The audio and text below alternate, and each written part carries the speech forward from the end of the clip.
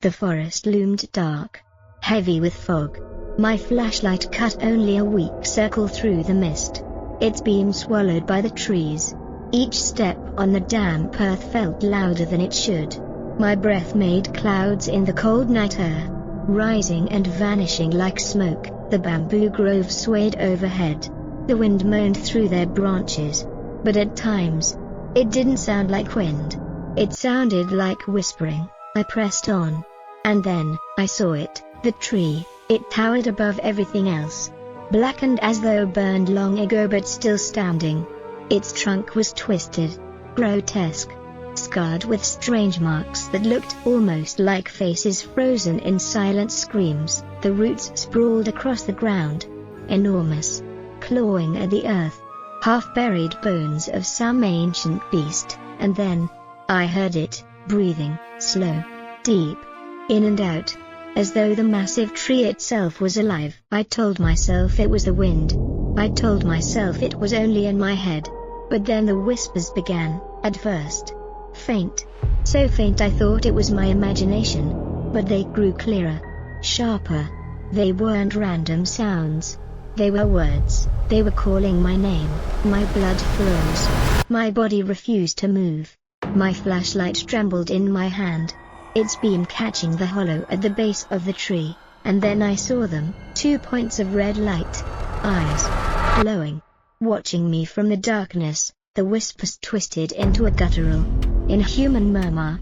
The roots shifted, curling like snakes, as if something inside the tree was stretching awake. I stumbled back, but the ground beneath me trembled. The forest itself seemed to hold its breath, and then, something began to crawl out of the hollow. At first, it was just a shadow, long and thin. But shadows shouldn't move on their own.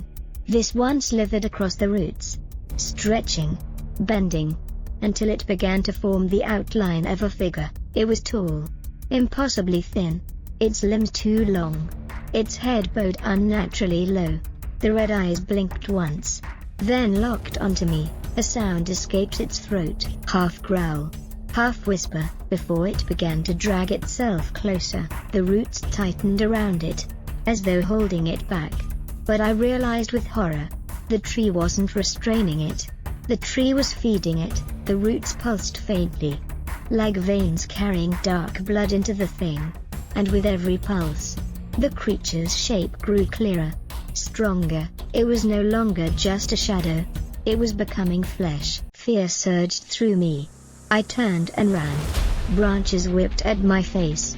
My feet sank into the damp soil. The whispers followed me, weaving through the trees. No matter how fast I ran, the forest twisted, paths overlapped, the mist grew thicker, and always, I could hear the breathing behind me. I burst into a clearing and collapsed against a boulder, gasping. My flashlight flickered and died, and in that smothering darkness, I heard it, not far away, breathing, slow, patient. It was hunting me. The villagers had spoken of this tree in hushed voices. They said it was cursed, that it swallowed those who dared approach. Some claimed the tree was a prison, finding a vampire that once terrorized the land. Others whispered it was not a vampire at all, but something older, hungrier. And now I knew, they were all right, because whatever lived in that tree, it wasn't human. The mist parted.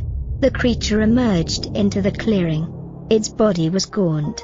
Its skin stretched tight like dried leather. Its fingers were long, tipped with blackened claws. And its mouth, when it opened, it was filled with jagged teeth, stained dark. The red eyes burned like coals in the night. It stepped toward me, slow, deliberate, savoring my fear. The ground beneath me pulsed. Roots writhed, reaching for my legs.